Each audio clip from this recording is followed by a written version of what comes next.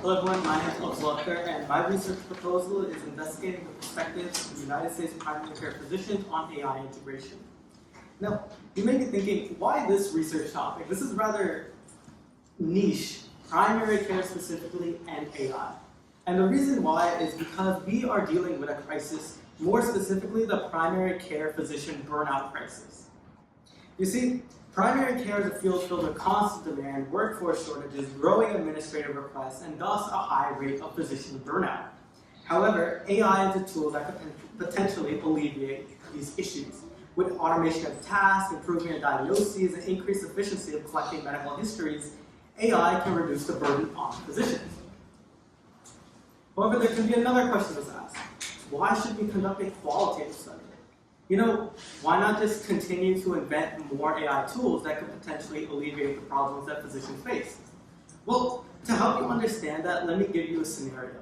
Let's say you are a designer of this book bag. You designed this book bag. How would you be able to know if this book bag is good or not? You'd obviously have to ask other people to review the book bag. So from Amazon reviews, you might get a 5-star review about how this book bag is amazing. It's sturdy, it's a nice color, it does everything it needs to do. But there may also be design flaws that you may not have realized. For example, the 1-star review that talked about a faulty zipper. This is something that could have been completely overlooked by you, meaning you need reviews to understand that. Now take that lens and put it for AI. Let's say you created an amazing AI tool for primary care. How would you know it's useful?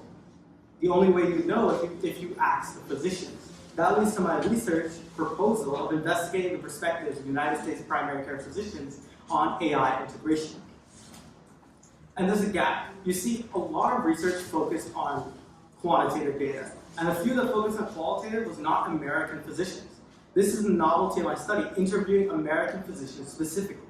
Now you may be wondering also, why American physicians? If there's so much research on other countries and other physicians from those countries, what's the point of focusing on America?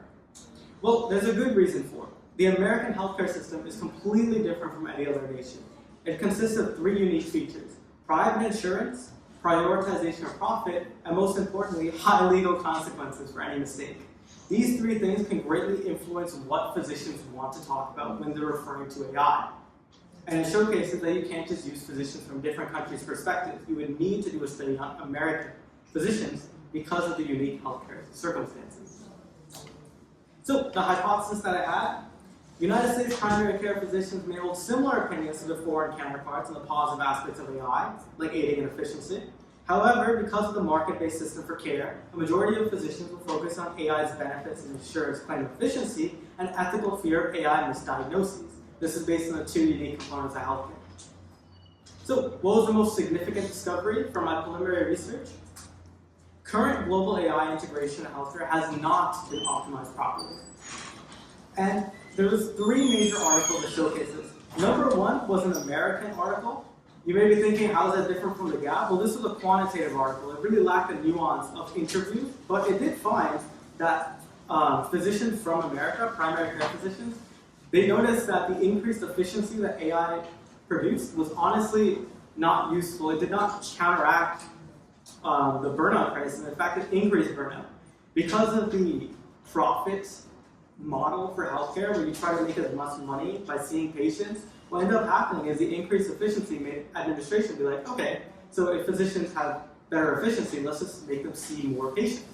And so they actually got higher daily patient quotas, meaning they got more burnt out with the amount of patients they had to see per day, or what was expected of them, and patients got less quality care because the physicians were burnt out. Also, German physicians found that the AI alerts and suggestions were very disruptive. It caused cognitive overload and intensified their burnout because they were so stressed on how many alerts that came from AI, the useless suggestions.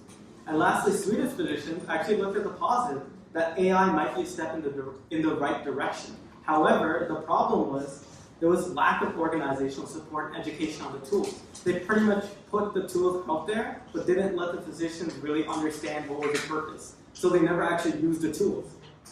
So what does this mean? Well, was my anticipated outcome achieved? Not really. I was originally thinking that AI would, physicians would mainly talk about the positives of AI, but it seems that they mainly talk about the negatives, showcasing the need to actually interview physicians about their opinions.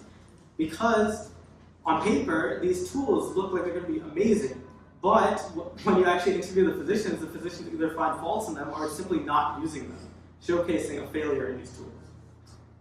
But why should you care? I mean, like, this doesn't really affect us, does it? Well, it kind of does, and it actually really does. But a show of hands, who's going to healthcare or is in the Sophie Davis program?